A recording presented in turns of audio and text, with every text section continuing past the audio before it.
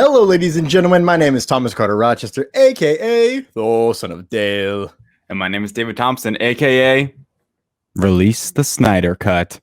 We made it. It happened. We Let's did go. nothing, but it's happening. And we want to welcome you to episode 8 of Lights, Thunder, Action. David, how stoked are you? I'm stoked. For someone who's been down on the DC universe, especially the DCEU lately, this is a beacon of hope. Lately? Yeah, lately. The DCEU lately, yes. I just saw recently someone posted like their Blu-ray collection of all the DCEU films, not Joker, DCEU, not Batman coming out in 2 years, but and I'm like, oh man, what could have been? And seeing it start with Man of Steel, we're gonna get more into the Snyder Cut later. We got news for you guys first, but later we're gonna get more into it.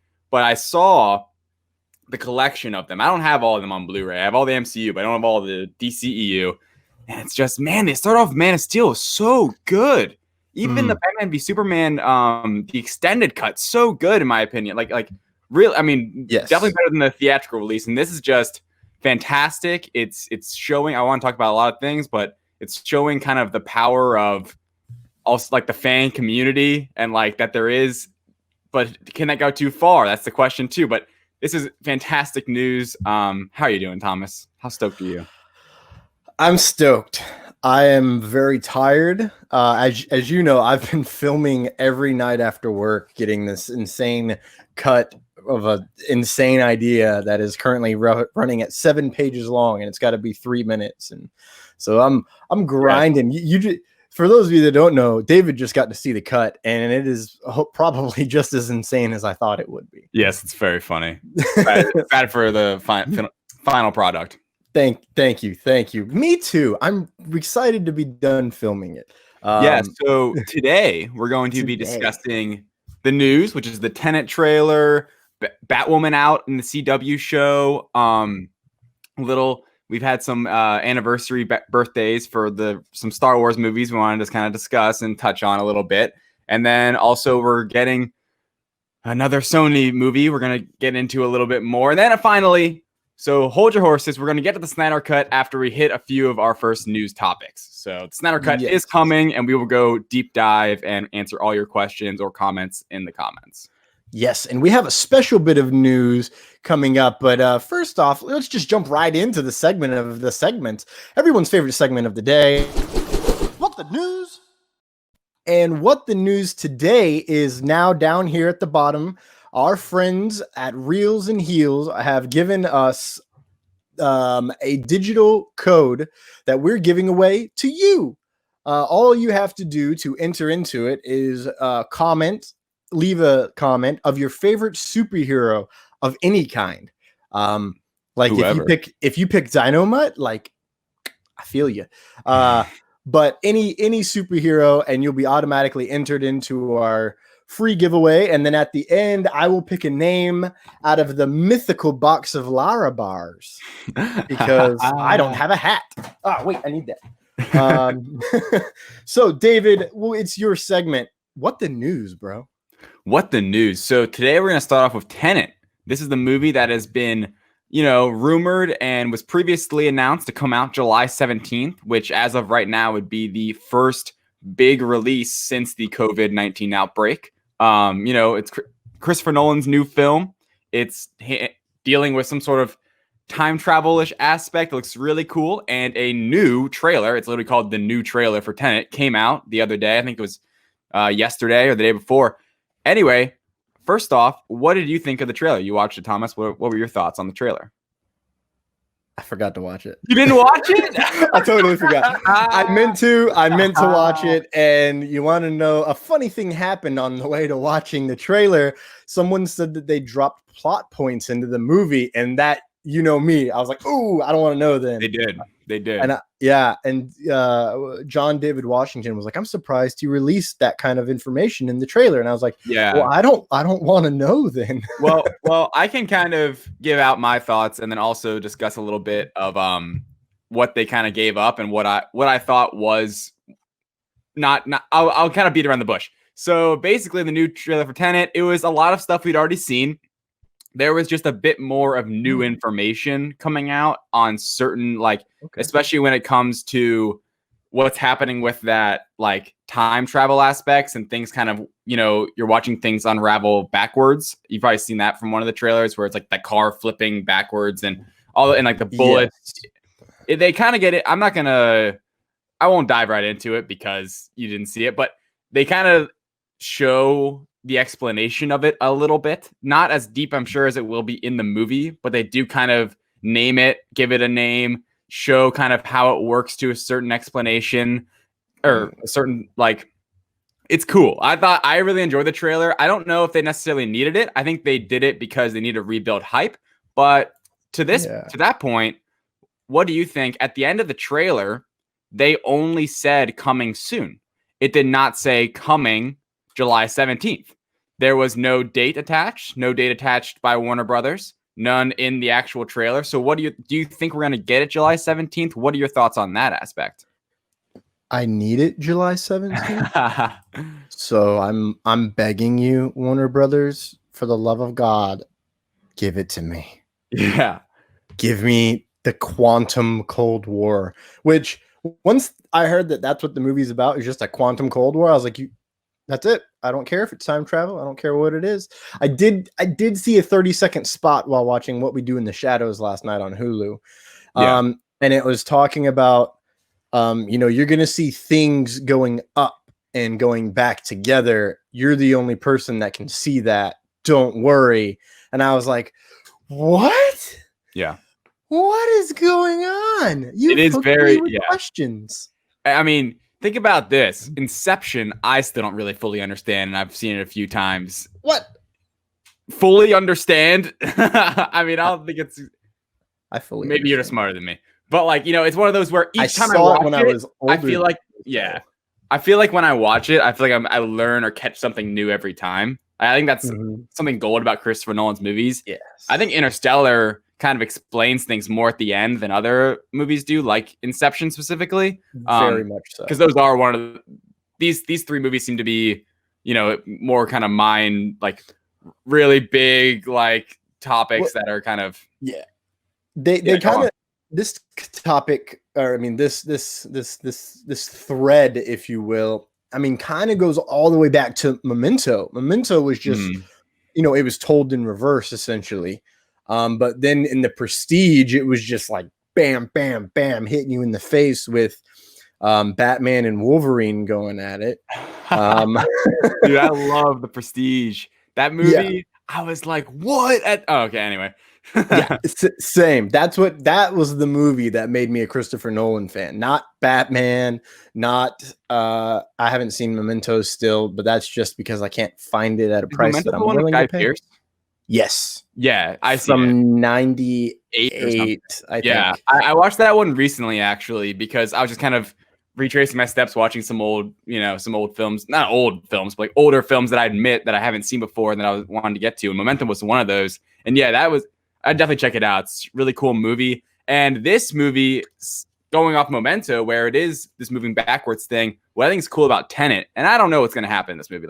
What I think is cool is that we don't, even with this trailer, even though I'm saying there was some plot details to a certain degree, they didn't really give up much. It's very similar to the official trailer that came out a few months ago. And it is clear, though, that like the movements, like the time traveling or whatever you want to call it, is kind of isolated in one sort of like in different spots and locations. And like, it's not like everything's going backwards at once. So it's visually very fascinating. I love how it looks, it's like as just like an audience member. And that's why I don't know about this July 17th anymore, at least everywhere. I think, and who really does know? I think that's kind of where Warner Brothers might be coming from, is that they don't really know, different states are on different, levels right now. Yeah, exactly. Schedules of reopening, and theaters will follow suit. So it'll be really interesting to see how that maybe Tenet's one of those movies that'll just kind of have different lives. Like for 2 weeks, it'll be like that was an opening 2 weeks in those states, and then 2 weeks later, it'll be basically opening in those states, and maybe it'll have significant legs because of that. Like the original Star Wars, man. That is okay. Let's just take a quick moment. If that's what they do, that's a very strong possibility that everyone likes making that bulk. Oh, we made $1 gajillion in the first weekend, Marvel. But at the same time, or that first Thursday, now you get the Thursday numbers. But if you release it in, say, the bigger markets, and then you then you build the anticipation a little bit more. Like, I'm trying to remember, it did not, like, the original Star Wars didn't release on the same day here. I think it was like, I have no idea. 3 weeks later. I've talked to my dad extensively, and based on his memories, because it was the 70s, man. Yeah, 77. He does not fully remember, but he's like, it didn't release on like instantly, because it didn't. That was not how things worked back then. So it took its time to get into the market here, and so anyway, back to Tenet. I'm curious to see when this movie actually comes out. It was interesting to me to see that they kind of seem like they've come off of that July 17th, but they're coming out with a trailer right now, and it's May. They have plans for this movie to come out as soon as possible, wherever you can get it. AMC and Regal, the two biggest chains in America, movie theater chains in America, have not made any further announcements on when they will be reopening. I've just checked both websites, seeing if they were going to be, if there was any indication. Like, you're seeing some amusement parks and shopping centers and things like of that nature, where it's like, oh, we have a plan, we have a phases to go through, and I haven't seen any of that from AMC or Regal, which is they need to be open to go back to the theaters. So I definitely want to see this movie in theaters. I will not, if this was like a Scoob kind of a situation where you could get it on digital download, like, heck no. I mean, sure, but like, heck no. I want to go see it, hopefully in IMAX or some biggest screen I can find and watch it. I miss IMAX. Same. Like, it hurts my ears, but worth it every time. Totally worth it. Before we move on, let's go ahead and peep into the comments. It's blown up a little bit. Shout out Kevin. I'm not gonna say your last name. It's probably I got it. Yeah, okay. Thank you. You guys are friends from work, so Yeah, me and Kev are boys. Shout out Kevin. Yes, released the Snyder cut. He says he hopes it's 5 hours long. I didn't mean to click on those. That's okay. I'll get back. It's supposed to be 4 hours. I mean, we're close. Or 6 chapters. Who knows? Brian Winslow says Unhinged is coming July 1st. I believe that is a film, and I don't remember who's in that now. Oh, it's top of my head. I don't doubt that. I guess I think that might have been a response to me saying Tenet was the next big film coming out, and I guess in my perspective that is still true. That Tenet is like in his world. yes, in my world. Yes, time manipulation in Tenet. Thank you, camera. Why'd you trip balls and make me super duper blurry? Terry McIver, what's up, brother? Always hanging out with us in the chat. It's like 10 or 11 in Scotland, where he's from. Mm-hmm. So he's staying up. I mean, this is pretty early, honestly. He's usually up to like 4 a.m. on other live streams. Kevin Gillette, hello, brother. Thank you for tuning in. What else? Oh, here we go. Apparently, the trailer showed how good Robert Pattinson is of an actor. Brian, I agree. It really, I mean, what's funny is that for this role, you can tell Robert Pattinson's still he's very thin in it. Not to be, the only reason I noticed that is because now he's Batman. And when someone becomes a superhero, all you think about is, oh, are they big enough? Are they going to look the role? But yeah, no, his acting chops look great, especially with James David Washington. That's his name. Mm-hmm. Yeah, John David Washington. John, my bad, not James. Okay. John David Washington. You get a little scene of their banter, and I was like, oh, cool. Like they're gonna be they're gonna have that relationship, which I feel like wasn't really touched on before that. So it was kind of cool to see them talk back and forth a little bit, get a little banter moment. Yeah, I agree. He looks great in it. He also says that Warner Brothers said they need New York and LA to open because those are the biggest markets. Mm-hmm. That's Which tough. makes sense. Yeah. It's very tough. That they're trying to stay on lockdown for much longer than everybody else. Yeah, I They've mean, I already think said that. So yeah, I mean, here in Florida, I'm surprised there already aren't theaters opening back up, to be honest. me You know too. what I mean? Like, Yeah. and honestly, like if it was 25%, 50% occupancy, I'd go watch a film. I don't really, I mean, you know, everyone's got their own kind of like list of, you know, their thoughts on the risks and everything. But for me, it's like that seems just, I think going in a grocery store that's packed right now is much more like risky, I would say, than going to sit in a theater that I'm sure they'll be up on sanitizing and you can sit at easily like 6 feet away from each other, I'm sure. So anyway. Yeah, you can put 2 seats in between you, which is exactly what I hope for all the time when I go to the movies. I want at least 2 seats so I get both armrests and I use extra cup holders because strategery. Because it's Memorial Day weekend, I don't get Monday off, so it's just another weekend to me. Are there a bunch of people down there in Melbourne? Like not that I know of. I honestly have no idea. I'm sure the beaches are packed. I think Monday I am going out on my girlfriend's boat, her family's boat. So then I'll let you know because I'm sure if there are a lot of people, I mean, it's going to be Memorial Day. So, but yeah, honestly, it's packed. It's packed. Annoying. Yeah, it was brutal coming home from work yesterday.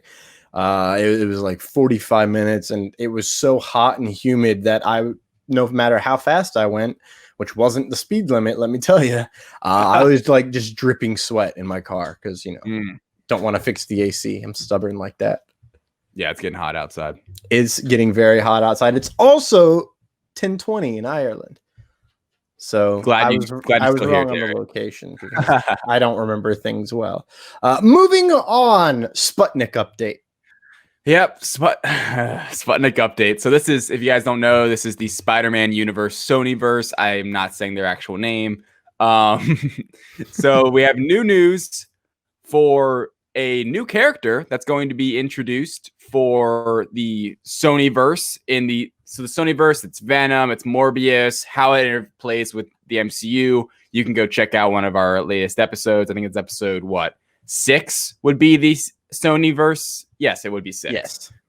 Episode 6 of Lights Thunder Action. If you want to check out that video discussing in depth the Sonyverse and how it could relate to the MCU. New Deadline exclusive early reported.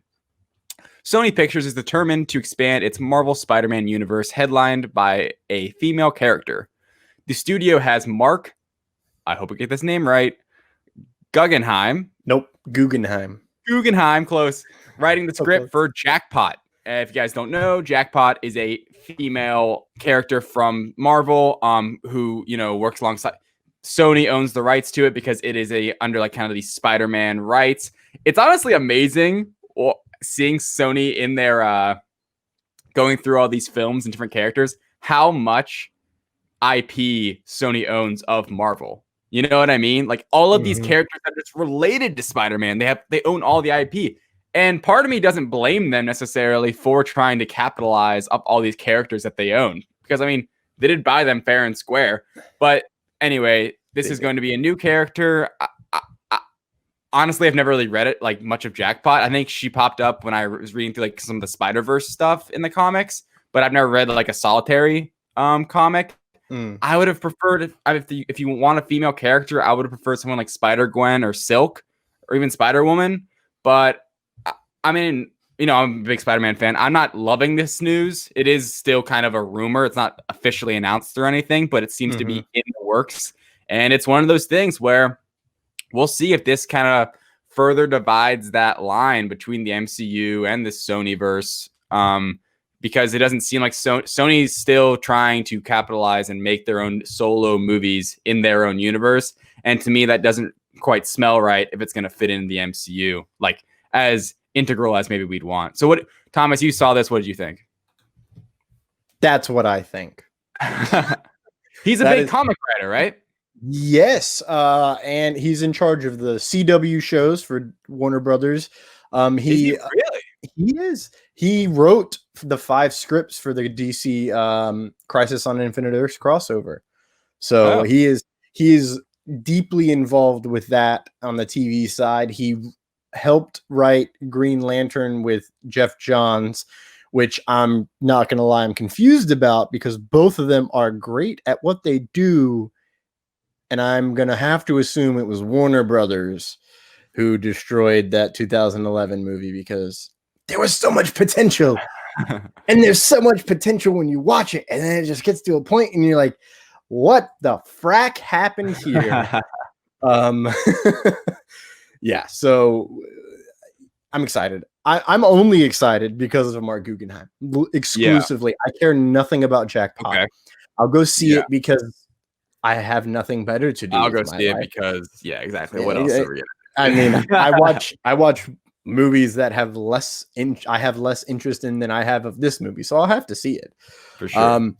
There were also rumoring a Madam Web film this week, were they not? I did read that. I didn't think it was necessarily the most newsworthy because there wasn't like an official report.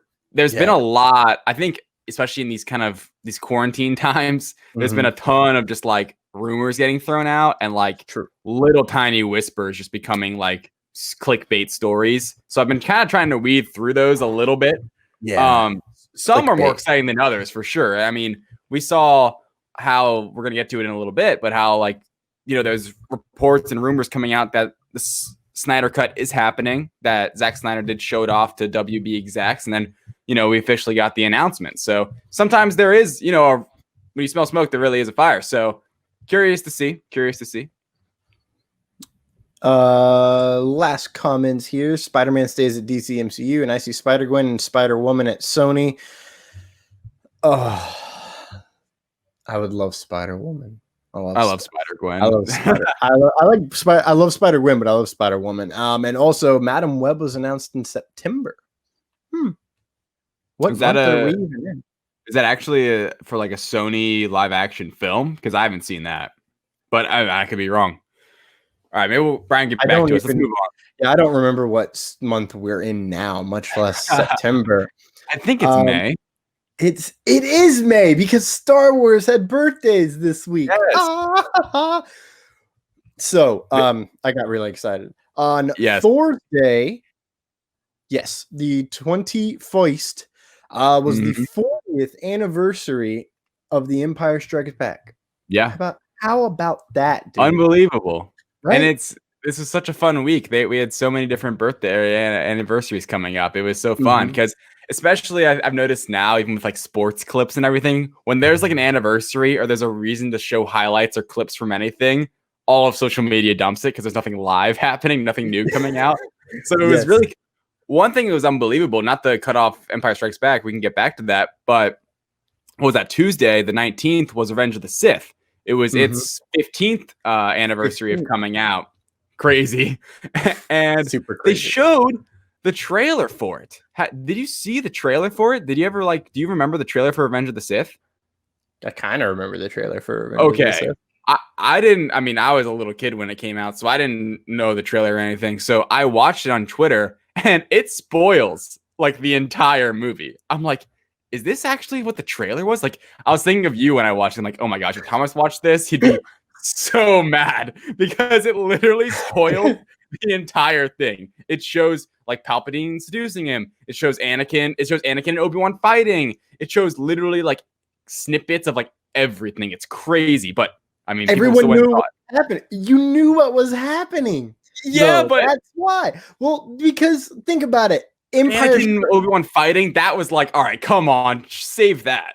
No, they had to tease that because then everyone was like, trust me, my dad saw the trailer and he get your sensors ready. He went, holy shit, they're going to do that? Yeah. That was my dad's reaction. He was like, I can't believe they're going to have Obi-Wan and Anakin fight. I didn't know I wanted this. And I was like, you do.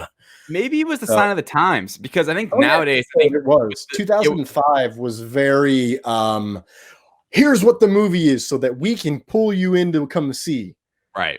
Because nowadays, I think with the internet, it's so like everyone's so like sensitive on top of things. And nowadays, I think we're kind of smarter when it comes to trailers because we have everyone as click away on the internet to kind of have these deep dives into the trailers and those like rewind trailers and the breakdowns that nitpick everything. So like you give us an inch now, we take a mile and we go with that. Whereas, I mean, that trailer, I'm sure it was like the final official trailer, but like, holy crap. It was like the whole movie, like synthesized into I think you even saw him in the Vader suit.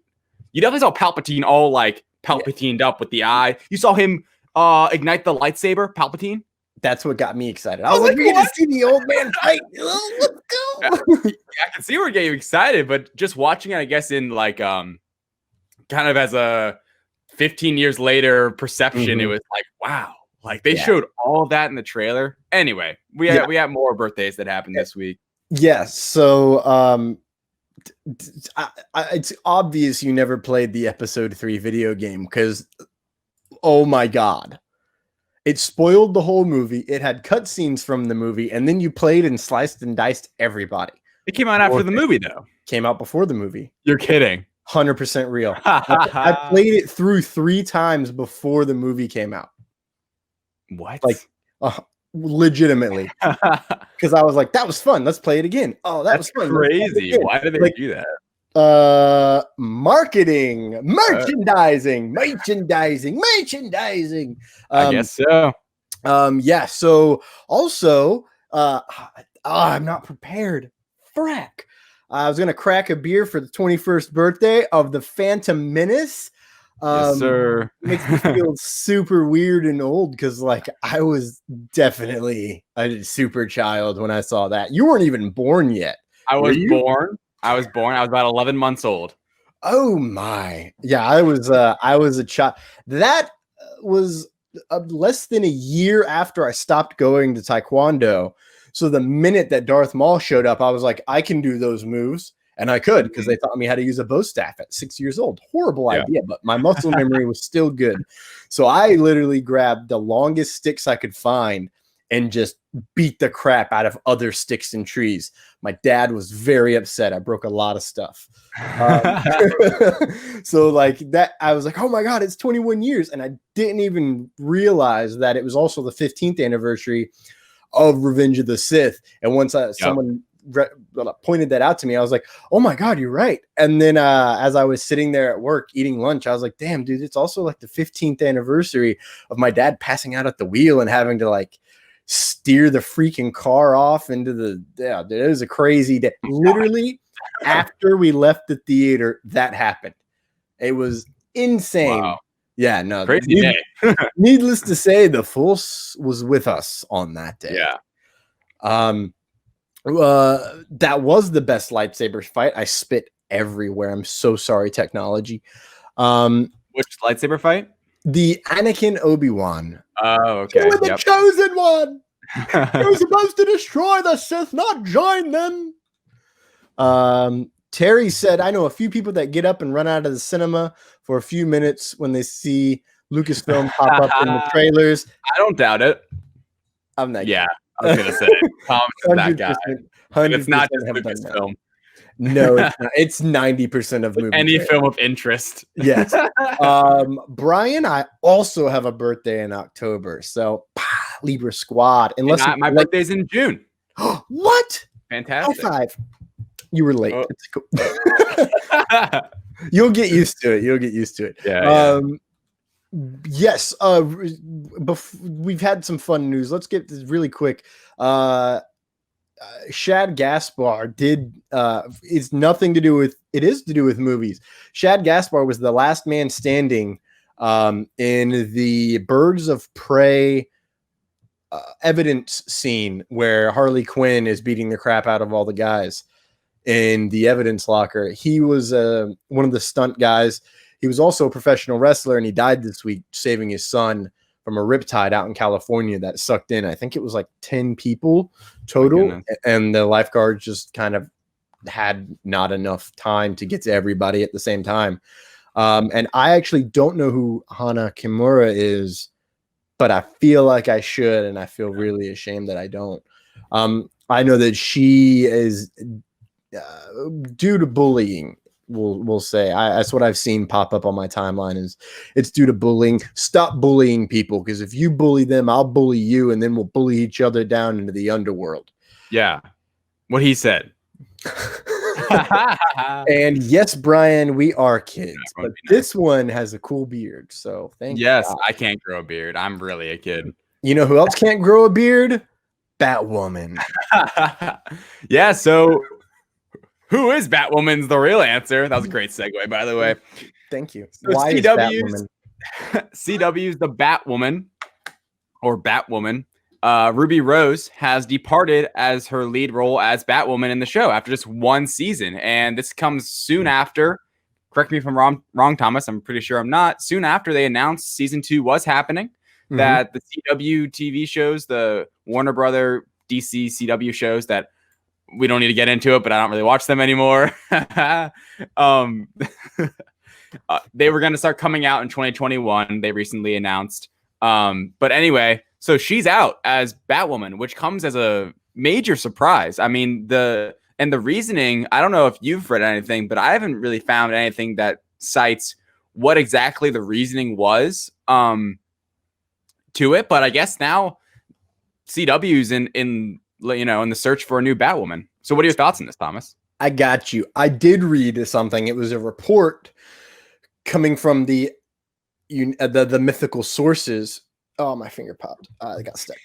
The mythical sources that said she was unhappy with the long hours, and it made her hard to work with on set, and she wanted to leave, and WB and the producers and everyone all agreed that it would be best for the show and for her if they went ahead and moved on to finding a new Batwoman. It sounds like she wanted to leave.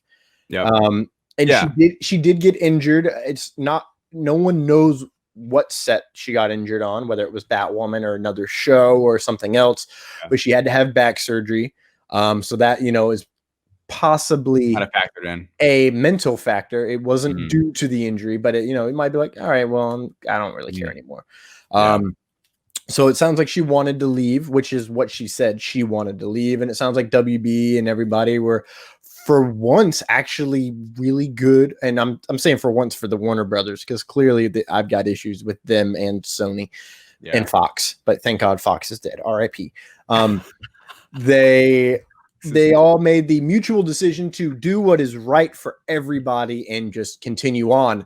Have you seen the casting? It's not so much rumors, but like people throwing their hats in. No, I'd seen some headlines. I didn't click. I clicked. Yes. Is it Stephanie Beatrice? I literally forgot her name, like right at the moment that I went to say her name. She plays Stephanie Beatrice. Yes. Did you click? Are you a fake clicker? No, I just forgot. I forget first names, man. Cool. She's on Brooklyn Nine-Nine. She instantly was the first person to throw her name in. Yeah, she's like, I'll be your Batwoman, and everyone is like, yes, let's do it. And I'm like, I'm sure. Yeah. Another one is Tara Jade. I didn't see this anywhere except for Twitter. I don't remember her name. She's on The Magicians, not musicians. She's on The Magicians, and she posted a video of behind the scenes of her doing a fight scene with someone. They were doing practice before they shot the show. Really good. And she's been in Krav Maga and all this other stuff that, so she's got the physical prowess. Yeah. However, I know Brian's going to like this. My favorite person to throw their name into this ring is Sonya Deville from the WWE. She was a former mixed martial arts fighter. Yeah. And she is the first openly gay female wrestler in the WWE ever. She said that she wants to do it. And that is the first person who I've seen names. I'm like, yeah, true. She would actually murder that role in the best of ways. Yeah. Her character that she has on wrestling on SmackDown, well, they showed her being manipulative and kind of a detective in a way, and a recent thing where she screwed over a guy to keep a girl away from him because she was best friends with the girl. It's confusing, and I'm not going to say names because you're just going to be like, I don't know what those names are. but it's the Otis storyline, as Brian knows, and it showed a really different side to her, and she's been great as a villain because she's very straightforward and serious. And as Batwoman, that would be a wonderful, wonderful thing. And also she's like perfect for Batwoman. Yeah. Like I'm trying to think of words outside of the usual that I say, but she would just be perfect in my opinion. Something I did see, I don't keep up too much with the news with the CW verse, but I did see that they might be casting another Bruce Wayne, or like a Bruce Wayne for the canon universe. Am I correct? Did you see that? Yeah, I think so. I have to watch the last 3 or 4 episodes of Batwoman. I have to watch the last 3 or 4 episodes of all the shows. I won't lie. Once they came back on, I've been behind. Yeah, same. The last 3 or 4. Shut up, David. It's like the last 3 or 4 years. Okay, yeah. I'm weeks behind. you're decades behind at this point. So I have to watch it, but I do know that Hush showed up in the season finale of Batwoman. And Thompson is coming, right? There's not going to be a show on the CW? Yeah, that's already a show on DC Universe. DC Universe. They're bringing it to the CW because they have it that most of the world hasn't seen. They own the rights, and they're doing Stargirl. That's a DC show that got brought into CW because they wanted to, keep the superheroes rolling. And Swamp Thing's coming out, I think, in the fall. Does anyone know? I don't know if you know. Does anyone know if the CW shows will be going on to HBO Max after they're like instead of Netflix? Anyone in the comments knows, just let us know. But that's a curious question. I know Batwoman is exclusively on the CW app. It is the only show not going directly to Netflix. Right. I believe the other shows have to go to Netflix due to the contract they already have in place. But I'm not sure in the future. I do know their contract is close to expiring, if it's not expiring this year. Okay. Because I read that at the beginning of the season, because it was like the only place you'll be able to watch all of the Crisis is if you buy the DVDs. And I was like, you mother freaking truckers. So CW does go to HBO Max. Brian knows the stuff. Makes sense. Like you think they should. It depends on obviously the contract. That's what I was wondering. Okay, cool. Yes, and Mark Guggenheim and Jeff Johns and Greg Berlanti, who Guggenheim and Berlanti created the CW shows, and with Jeff Johns wrote the Green Lantern film. They're making a Green Lantern show for HBO Max, and I am all for animated. No. Oh, really? Yeah. And J.J. Abrams is This just became an HBO Max plug, which is great because it'll segue to our next topic. We're. J.J. Abrams is developing a Justice League Dark right now for HBO Max. Oh my gosh. HBO Max is about to have literally everything on it. HBO Max is the only one trying to truly compete with Disney Plus. Disney Plus, about Netflix, honestly. And if you really think about it, HBO Max has this. HBO Max might be the monopoly of the streaming services, if you ask me. And here's why. They still have HBO contracts for the HBO channel. Right. So they get all these movies already. And all these new HBO shows. Plus their HBO shows exclusives, plus their new shows they're going to do, and plus all their Warner Brothers movies. They get the exclusive streaming rights for them. So, Joker's there on day 1, which is in 4 days. And it's not anywhere else. I don't think Joker's on Netflix. No, it's not. They were saving it for HBO Max. You can tell they didn't sign a contract with anyone else. I hopped on to HBO Now last night just to take a look, and Joker's already up there. So really, yep, it's already up on HBO. All right, well, there you go. If you want the HBO Max, screw it, just buy HBO Now. Yeah, I did that. I'm just happy that my HBO Now subscription automatically becomes a Max, and I'm like, thank you. I don't have to do a thing. The big news of HBO Max today, though, obviously, is it's happening. The Snyder Cut. It is here. It is among us. All right. If you I'm sure if you're watching this show, you know what happened. But Zack Snyder, what was that, 3 days ago now? He had a live watch party in the morning of Man of Steel. Cool watch party. I tuned in for a little bit. Wasn't even watching the movie, but I just kind of wanted to listen to his commentary a little bit. Pretty cool stuff, especially because that was really his baby. Man of Steel, you could tell. He's like, oh yeah. And he's sometimes just a cool guy to listen to and learn from. Anywho, at the end, he brought on the man himself, Henry Cavill, into his little, it wasn't a Zoom call, but basically a Zoom call, brought in some fans, and he announced that Zack Snyder's cut of 2017's Justice League, which he obviously, if you don't know already, Zack Snyder, he left the production of the film about 3/4 of the way through. There's a tragedy in his family. Josh Whedon kind of brought it home, but a lot of people say that WB kind of let it home, not as much Joss Whedon like he did, but Joss Whedon, he was there. He kind of just landed the plane as best as he could, but he wasn't fully in like with the creativeness of it. He was kind of just there as a director advisor. From what I've read, that's why this whole Snyder Cut thing. And if you blame Joss Whedon, don't. Everything I've seen, do not blame Joss Whedon. What was he supposed to do? He walked into this film. It was like pretty much all the way done shooting. Like he had to do something. And, Warner Brothers, really, I think they've had a lot of time to think about this stuff, where obviously with the Zack Snyder Cut coming out, they've had a lot of time to think and maybe have some regrets and whatever. They kind of told the story of what they wanted to do.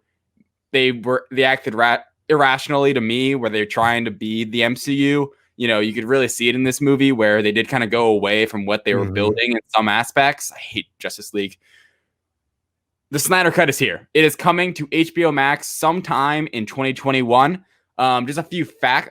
I'll get to your thoughts in a second, but just a few fun little facts about what they announced is that it's either going to be, they kind of teased 4-hour-long movie or a 6-part like TV kind of style, like chapters.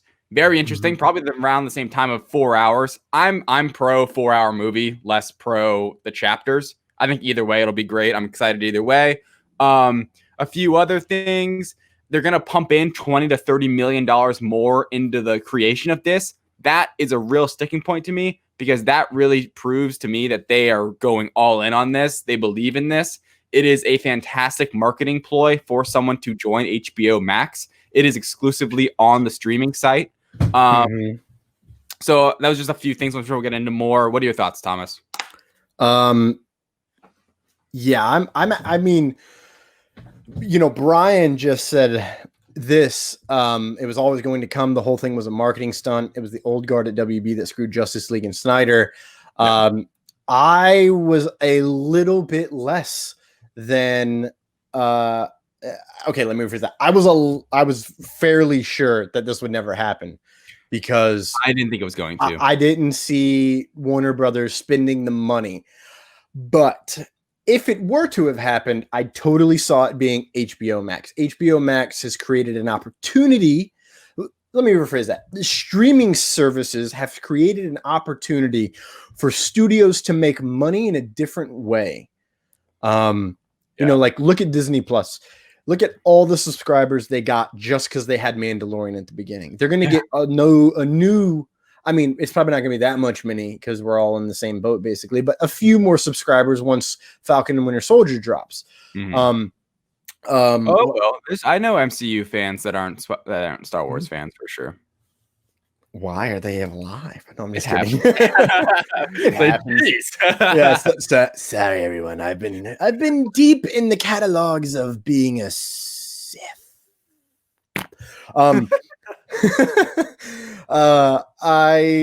so excited, and what I was always thinking that if it came, it would not be in the manner we're getting it with, $30 million or more to finish the visual effects. Like, at first, like all I saw, I think you sent me the picture, and I was like, 2021, that's lame. Yeah. But because I'd seen the picture, I started looking at this articles, and I have a Hollywood Reporter article that really lays it out well, and gets into some of the details. Oh, well then, educate us, Mr. Journalist. Yeah, I mean, that was kind of what I was getting into. Another point of note was that Zack Snyder, kind of what we've been saying, is that he said this is going to be a whole new story. Like, he basically said, or I think the exact quote is that he said, there's going to be about 1/4 of what you saw. Yeah, probably saw 1/4 of what I did, Zack Snyder says. Unreal. I mean, we know there's a ton of reshoots for this movie, including the crazy, terrible mustache VFX reshoots. Do you think want the mustache? I want the mustache cut. You just want to see the mustache. I want the mustache cut. I'm all here for the mustache cut. I think what we get is that I think we just don't see any clips that involve when you had the mustache, because it doesn't seem like Snyder. That's not what he was writing off. That's not the story he was telling. No. I think there might have been actually, all of those. What is it, like 60 to 70% of his scenes in the Justice League? That's right. I'm calling it the Justice League. Man. Puns.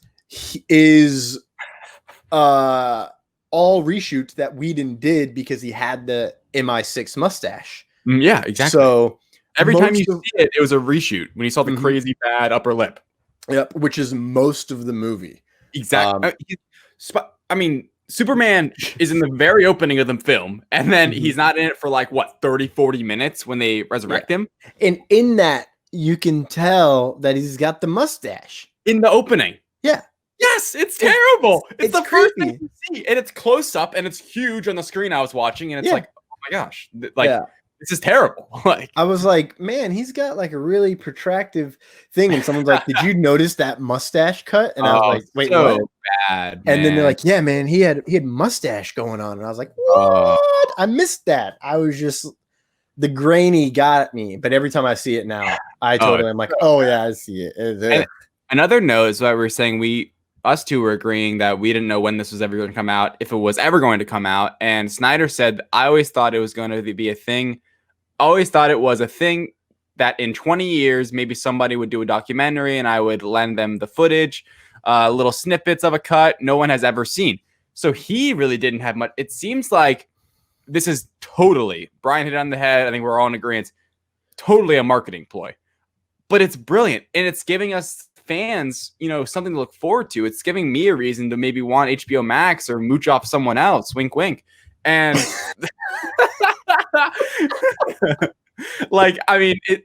seriously, there's no way. I mean, I know people are going to be really, because these are iconic characters. That the Justice League is huge. It is their Avengers, and it did trash. I mean, not trash, but it did trash at the box office. The amount of money they put into it, it's technically trash. What they grossed got back, 668 million worldwide. That's a joke compared to the Avengers numbers. They couldn't even get a 69 in there. Think about it. A standard MCU film does more. Just any other MCU film, which is crazy to me.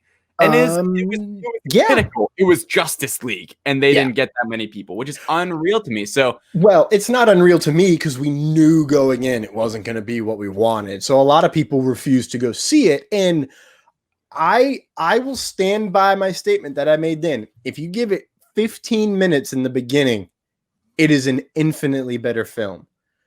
But it jumps right in and it beats you over the head with the parademons. Yeah. And it's oh man, they don't set up it's literally, you got to watch Batman versus Superman and then instantly jump right into Justice League. Otherwise, you're confused. And even then, you're still confused because I don't remember seeing a parademon.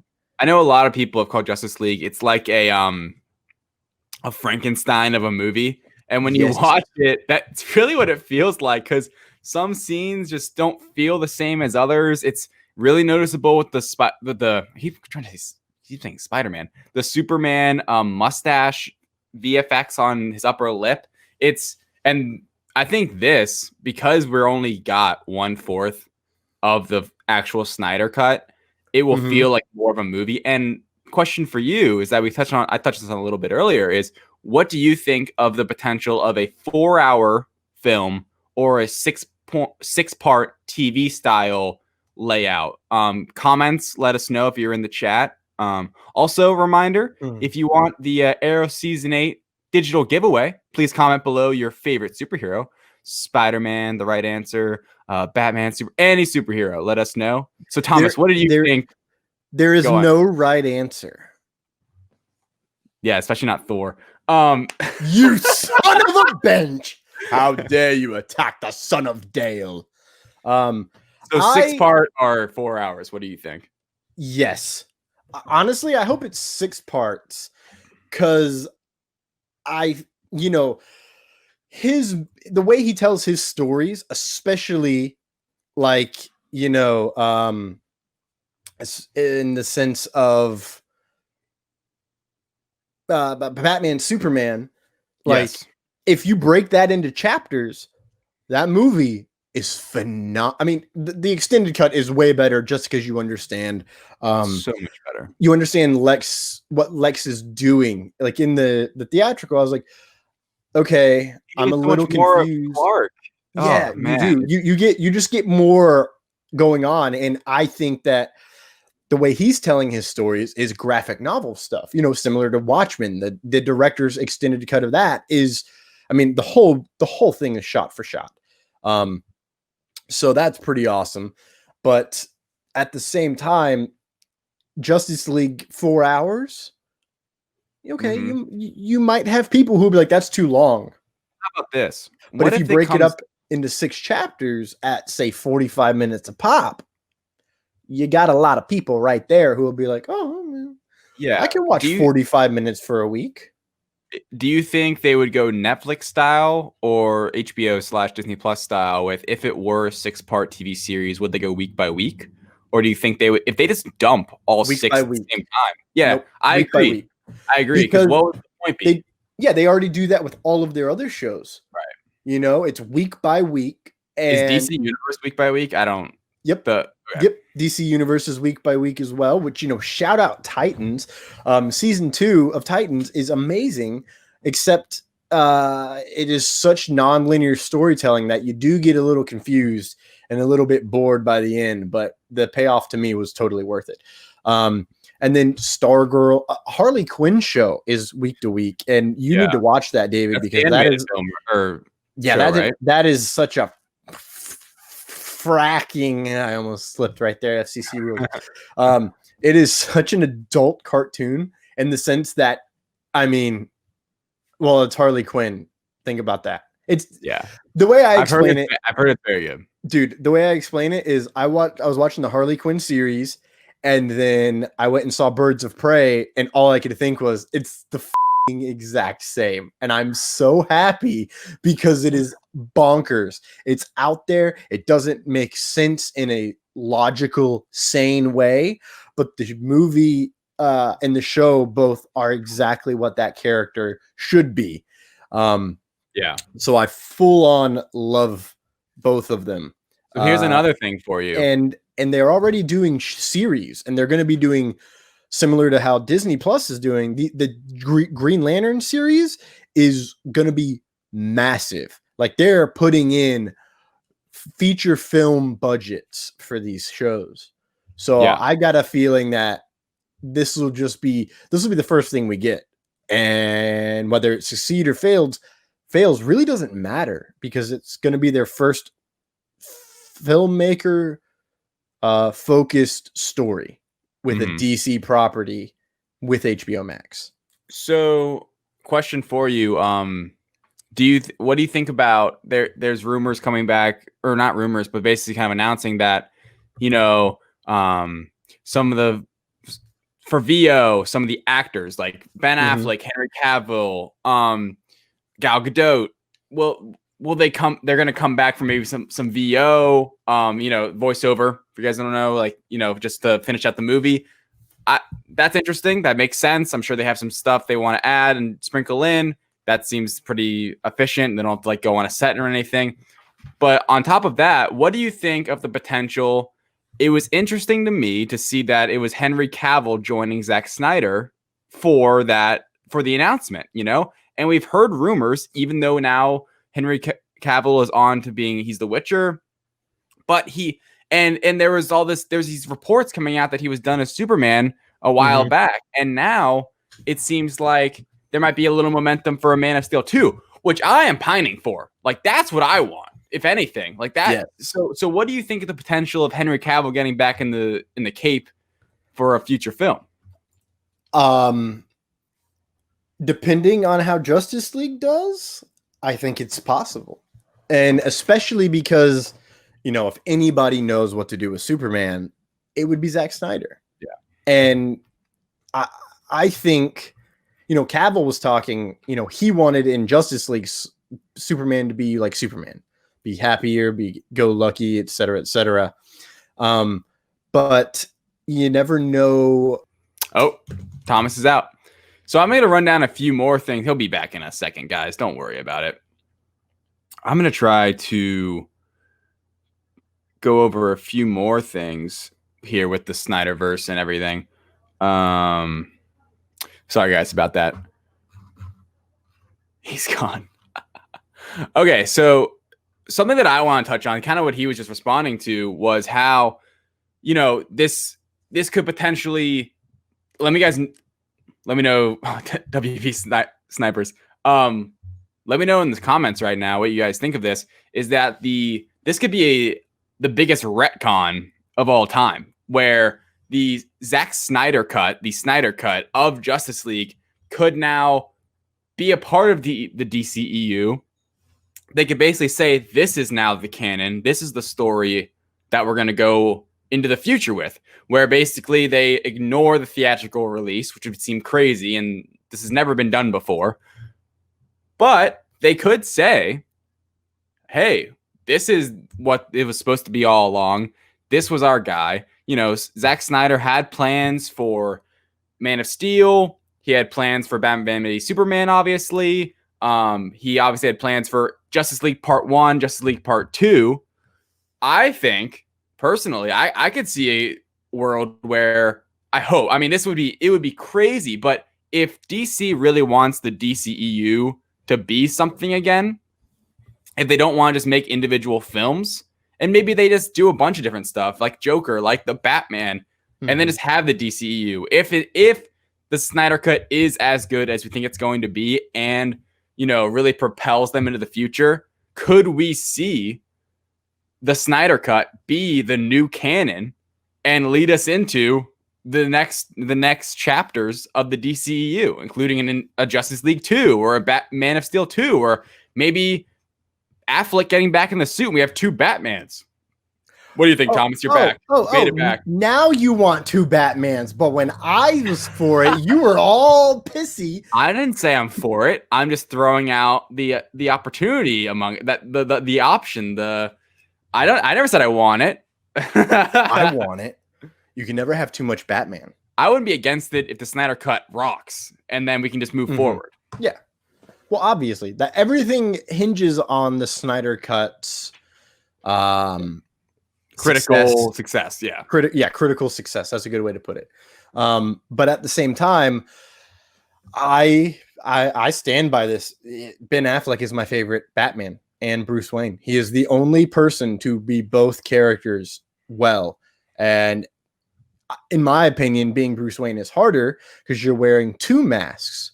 But in Batman, you're only physically wearing a mask, and that is your pure, unadulterated rage at all times. So I think Christian Bale is the best Batman, but that's just me. As Batman or as Bruce Wayne? As both, in my opinion. I'm not saying yours is necessarily wrong. You've been indoctrinated by the Nolanverse. No, I mean, for me, I grew up with the cartoon with Kevin Conroy. So Kevin Conroy is always going to be my Batman. Yeah. And just like Mark Hamill will always be my Joker. Yeah.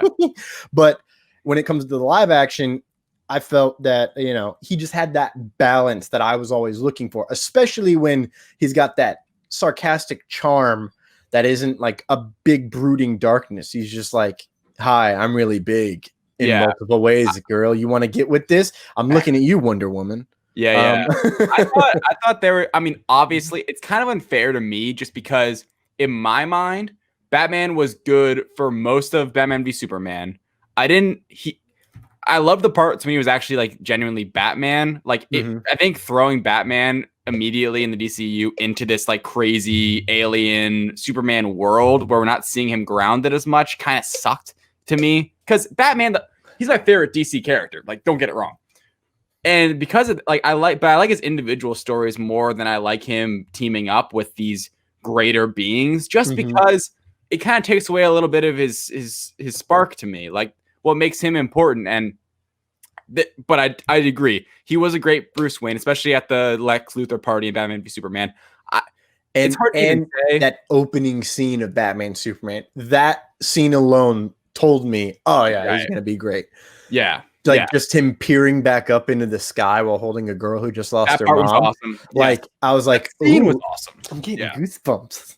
Yeah, and it's hard to even like I said. I mean, we had the Nolan trilogy, so Christian Bale had 3 movies to really show us everything. So it's kind of hard to compare. When I mean, in Justice League, like I hated the way they treated Batman's character personally. Like he was a little too.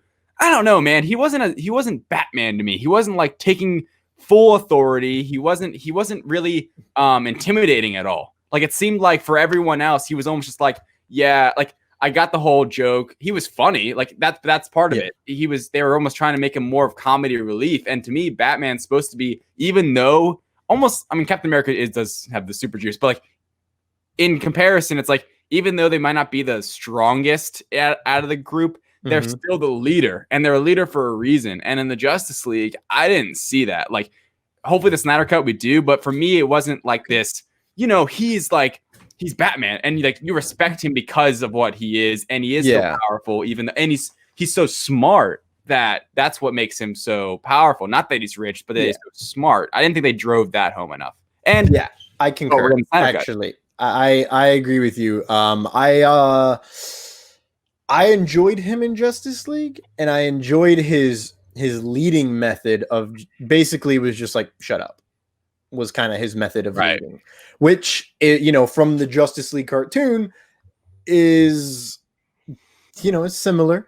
He really would just stand there and peer at you until you were like, all right, I'll shut up now. So, he would tell you to shut up versus staring you into shutting up. So, that's comment by Terry, the warehouse scene with Affleck as Batman was fantastic. Obviously, he's referencing Batman v Superman. That is an amazing scene. So good.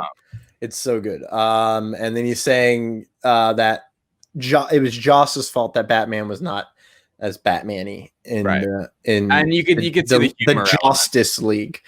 So I'm gonna get you every time. I actually agree very much with Brian here. They are not great Batman films. They are great Nolan films. The only one that kind of borderlines on great Batman film is The Dark Knight, simply because he does not take out the Joker and only gets excessive in a couple spots. The Dark Knight is just one of the best comic book films of all time. What? I could argue for days.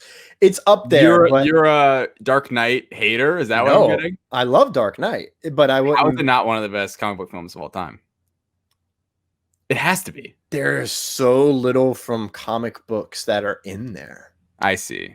That's okay. Well, I guess if your scale is like comparing it to comics, I'm comparing it to Batman Begins is the movie where I'm like, oh, it's a damn good Batman film.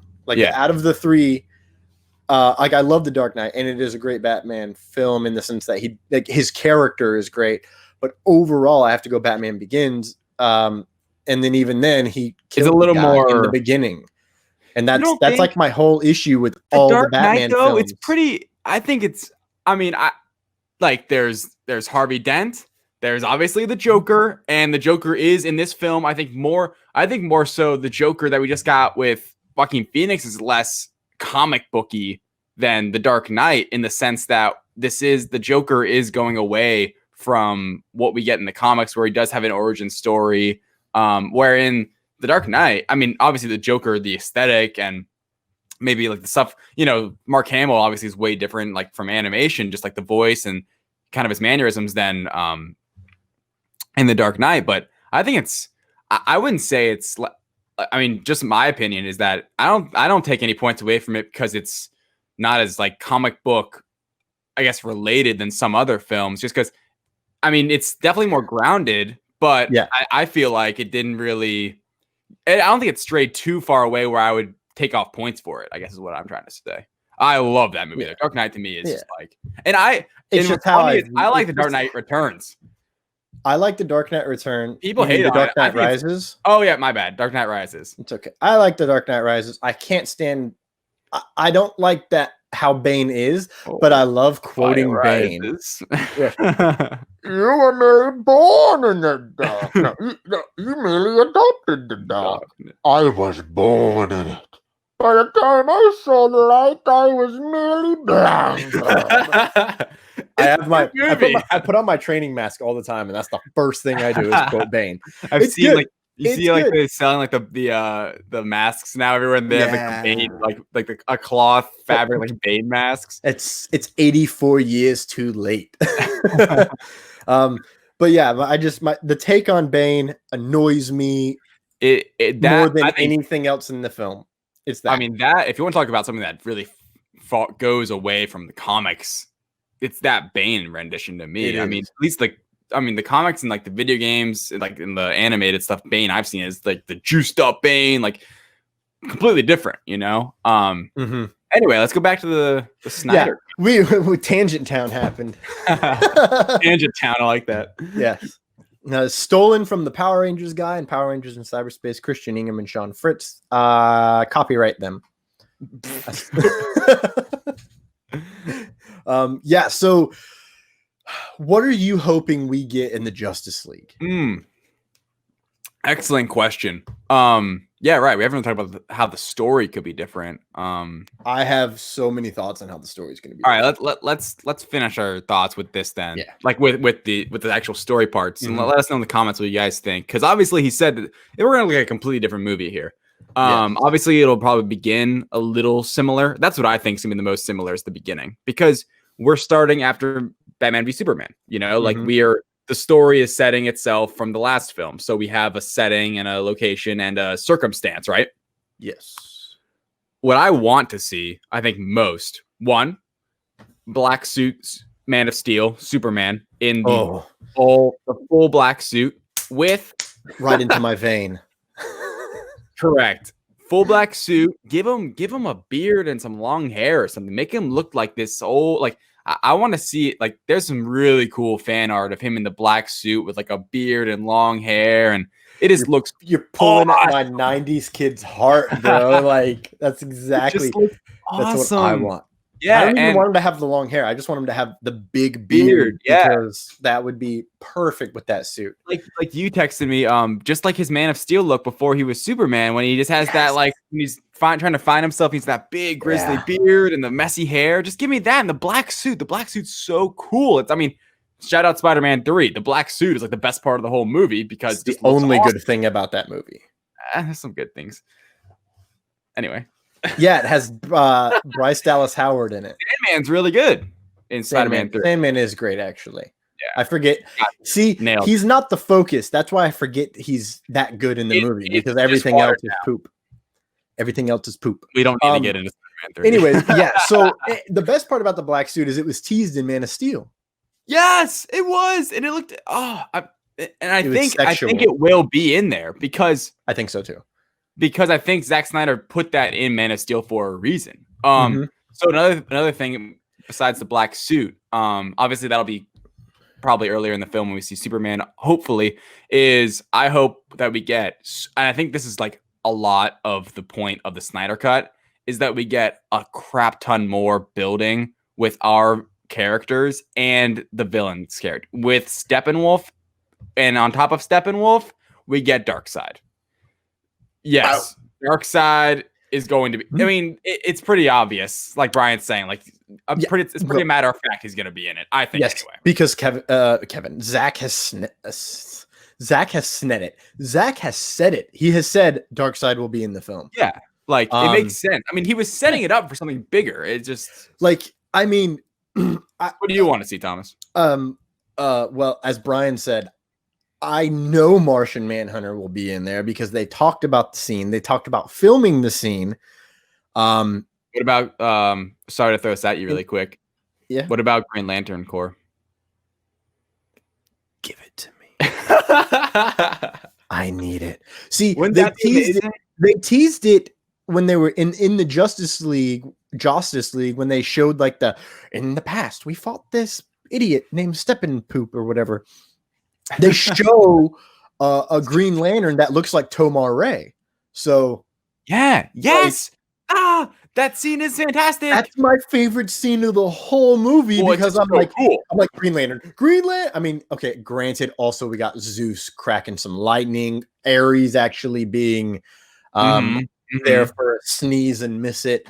And by the way, the guy that got to play Ares, fracking yoked, bro. I'm jealous. One day when I grow up, I'll be as big as him. Quick aside, I think that part of that money that's going to, and why I think it takes so long, I think they're gonna maybe redo the way Steppenwolf looks. I thought he looked silly in that movie. I saw that compared to Thanos. Like he looked like a silly little he looked like poop. Yeah, literally. That's why I called him Steppenpoop.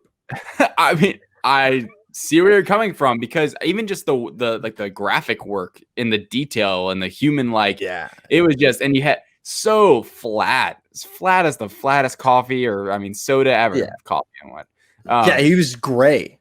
Yeah, gray, and he didn't have any backstory. And there's these cubes, and you're just like gray. He was brain matter gray, dude. It was weird. And I think that's a thing though with this movie. Have you seen the concept art that's been posted recently?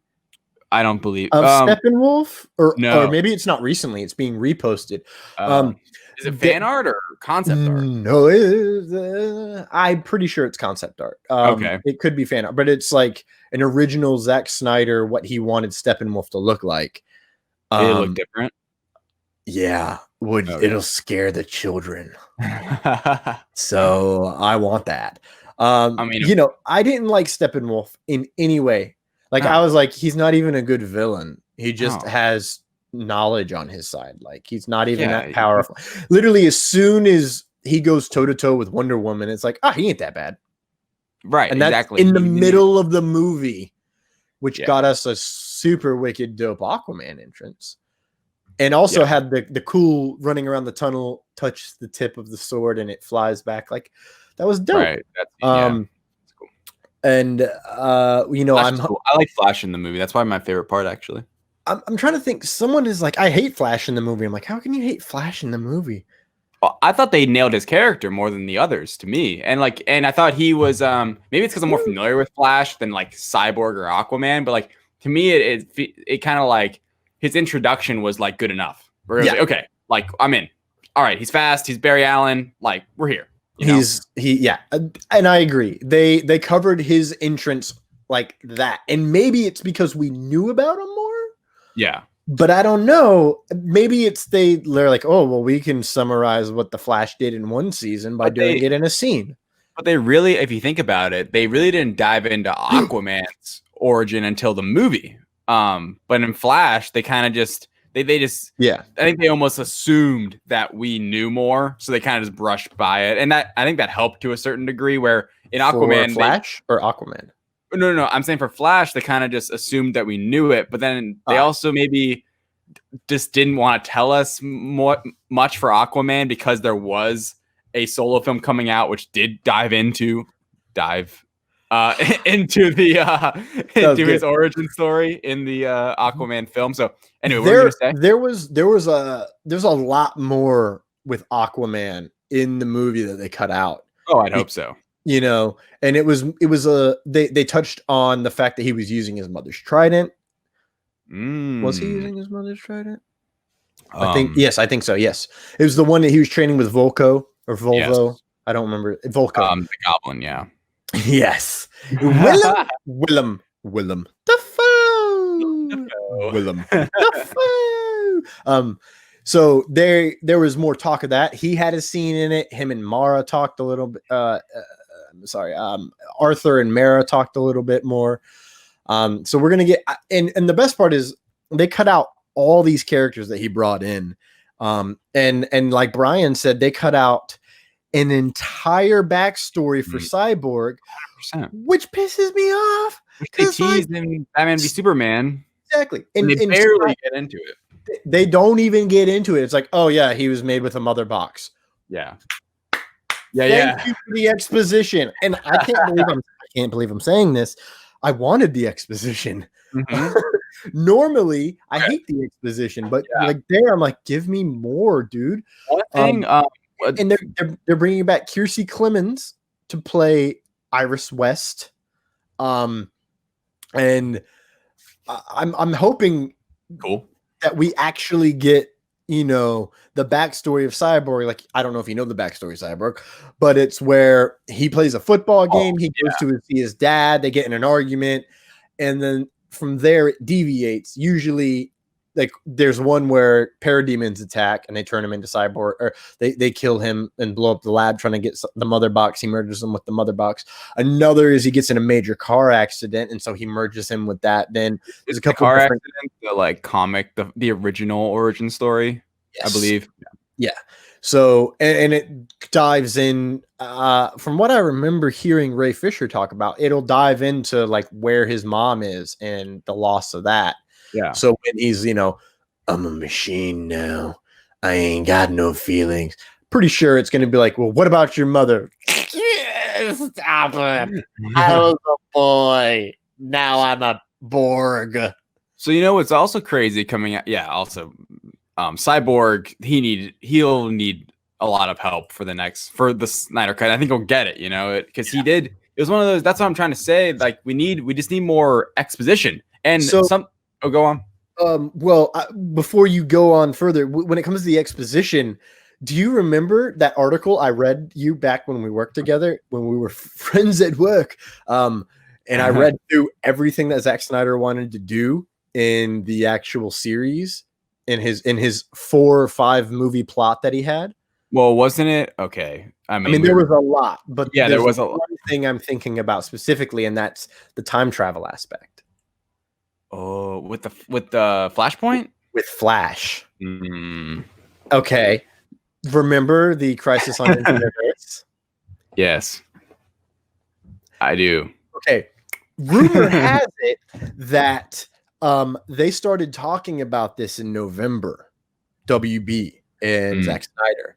Okay. They filmed that scene it came out January 10th. Okay, they filmed that in the middle of December. Which scene? Flash.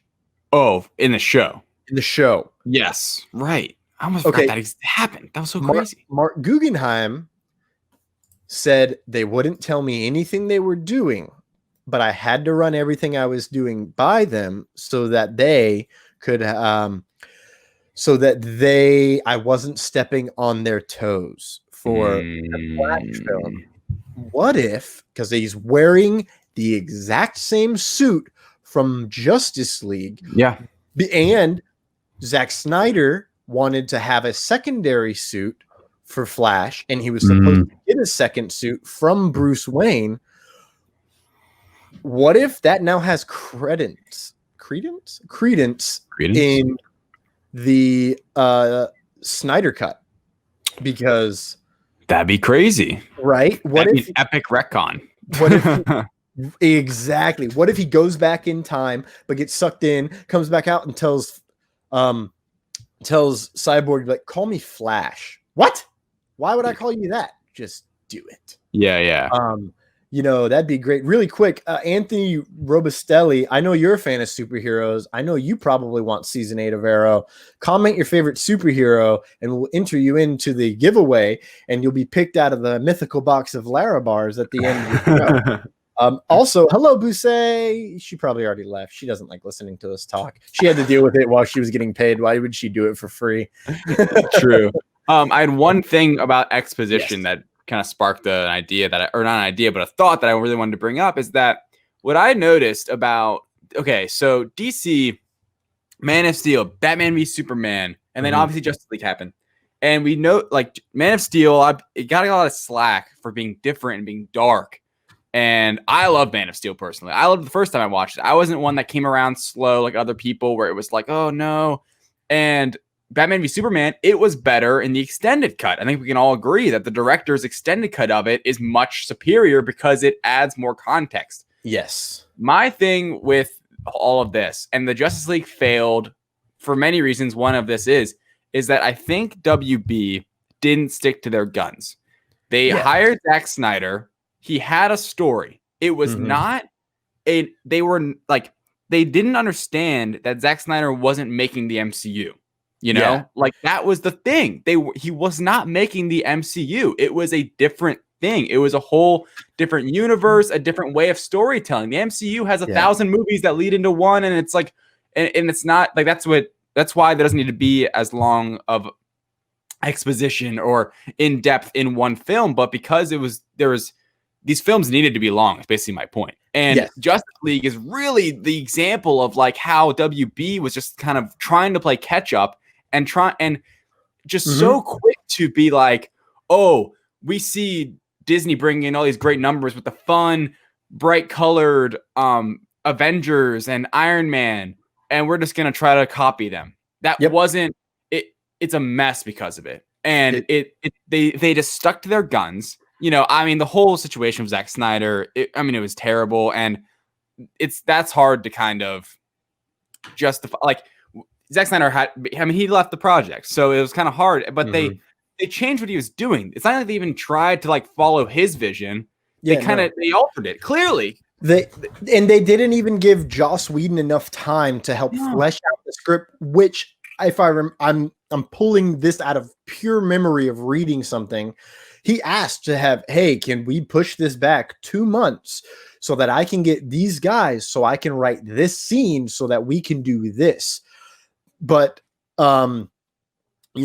Brian just said in the comments that WB wanted to make Justice League to then spin off the characters from that, which is true, but they also wanted to keep their date for Justice League so that they could sell and get their, I think it was $58 million bonuses from the AT&T merger that was coming up.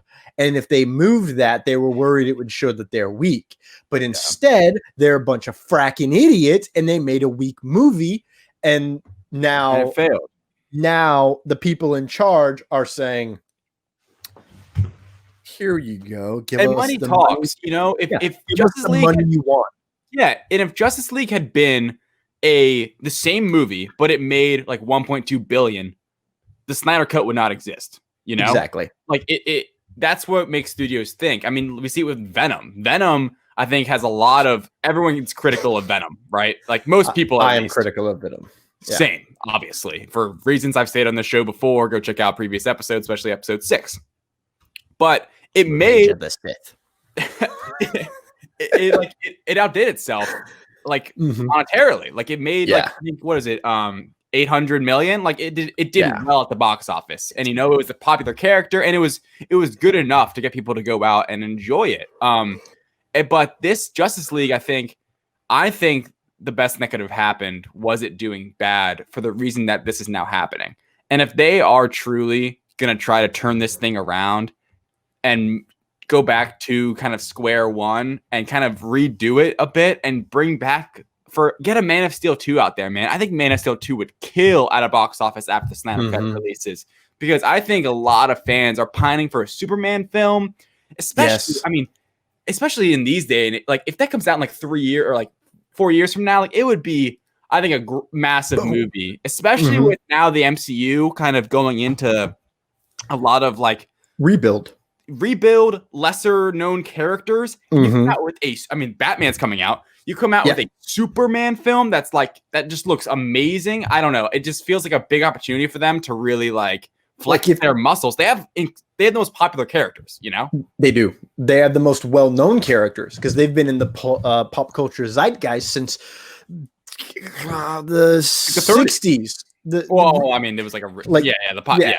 like in the 60s, when Batman came out and then Super Friends came out, and there's a whole entire generation, our well, at least my parents' generation, that grew up on Super Friends and grew up on Batman 66. And then, so when they got Batman in 89, you know, like my dad never read the comics. He was like, oh, that was different. I never expected that. And he loves the old school Batman. So he's more a fan of that than he is the newer stuff. He's like, it's good, but you know, it's not what I think of when I think of Batman. And I'm like, it's exactly what I think of when I think of Batman, because I was born in 91. Batman, the animated series, was not a show made for kids. I mean, even the original Superman, like with Dick Donner and Christopher Reeves, like that is classic. It's still a great movie, except the whole time travel situation. I'm still confused, and I don't. They're ahead of their time. Is there a Superman doppelganger? Is there a Superman doppelganger that we don't know about? Did he kill himself?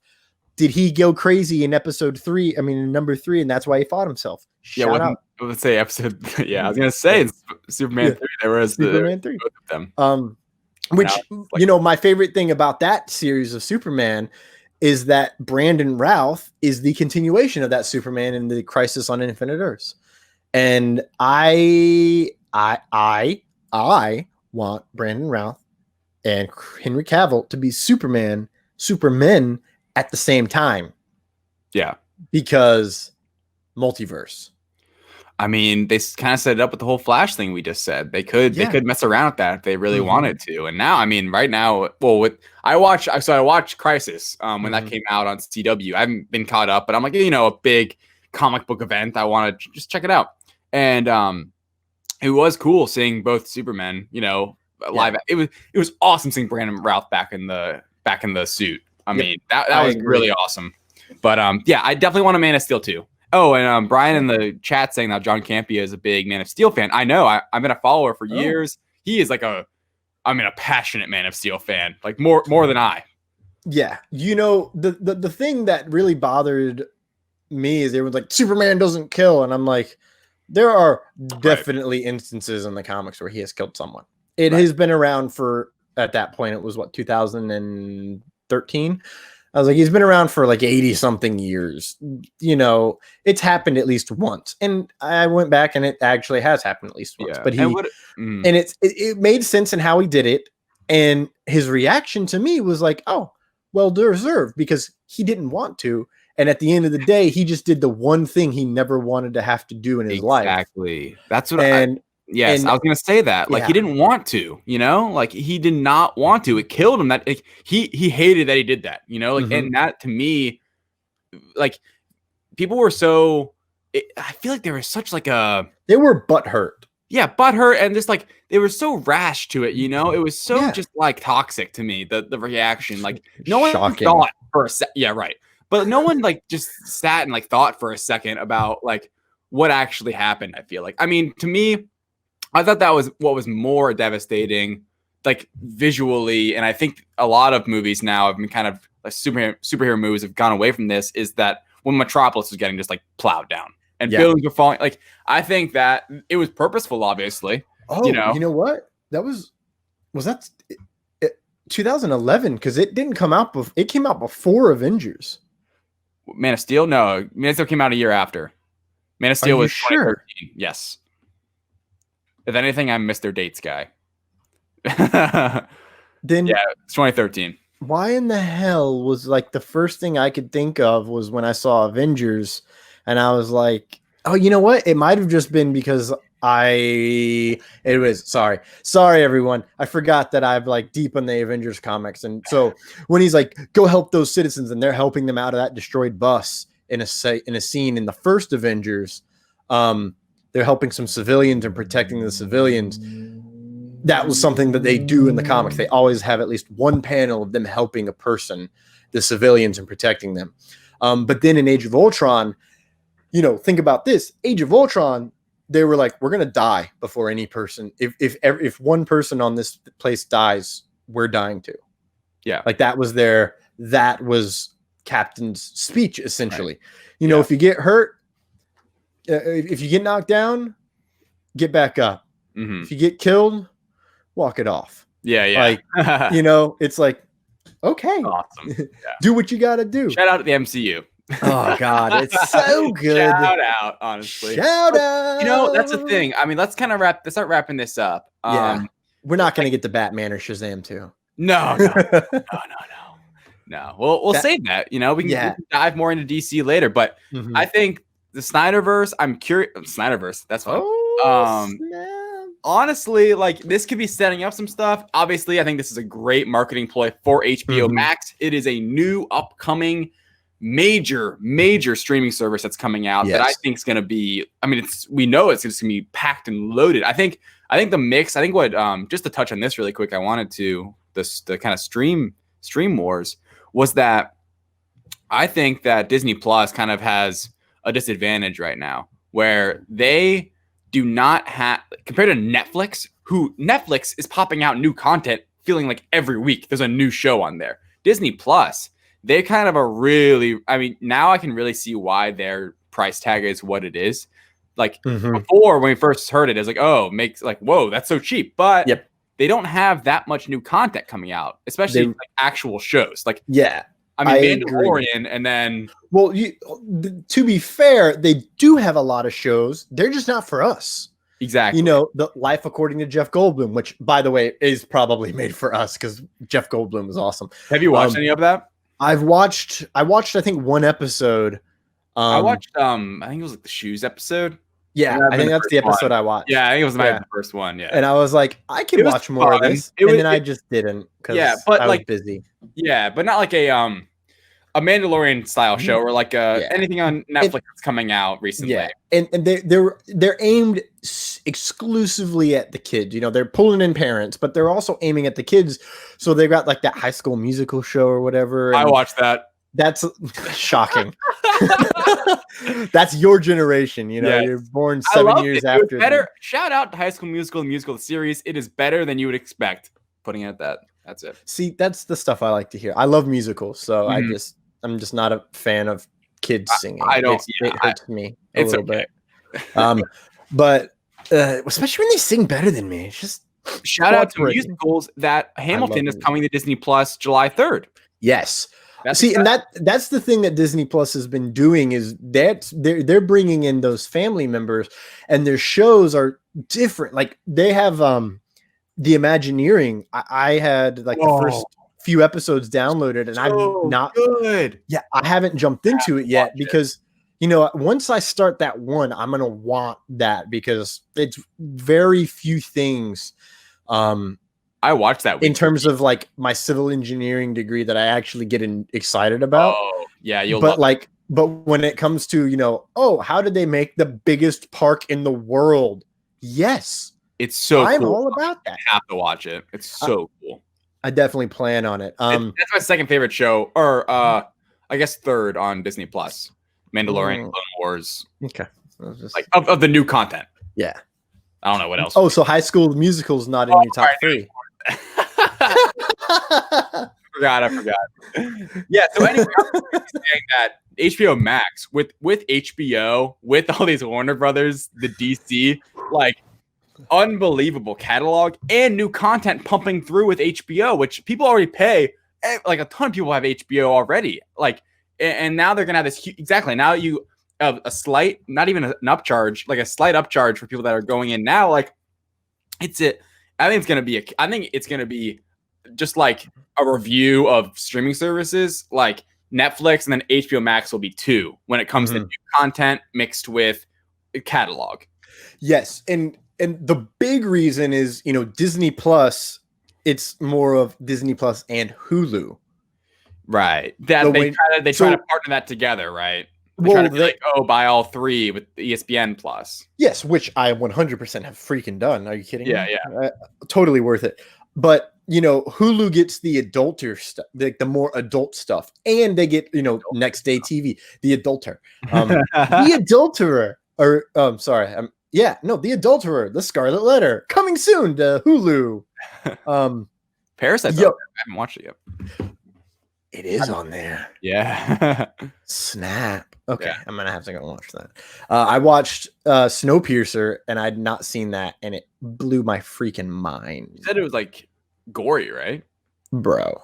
I saw that movie, and then I was like, dude, the same guy who made this made Parasite. And apparently all of his films are like this. I'm ready for my mind to be blown. Yeah.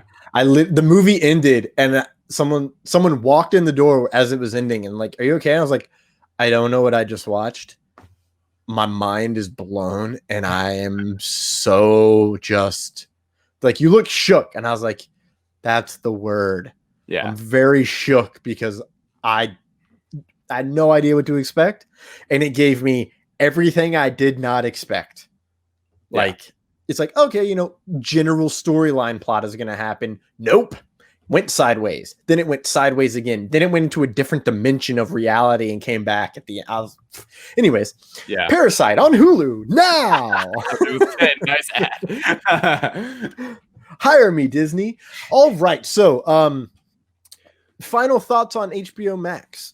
HBO Max, I think Snyder Cut's really gonna help it. Like I said, I probably the only reason I'd really be wanting it just because like HBO, as much as I've been talking it up, I don't know if I really necessarily want to like buy it just because I don't know how much I'd really be watching all that much. I also really want to watch like an HBO show or something. Like I know there's some that maybe I'd want to watch, but anyway, I think this catalog is gonna be awesome. The Snyder Cut, I can't believe it's just final thoughts. I can't believe it's happening.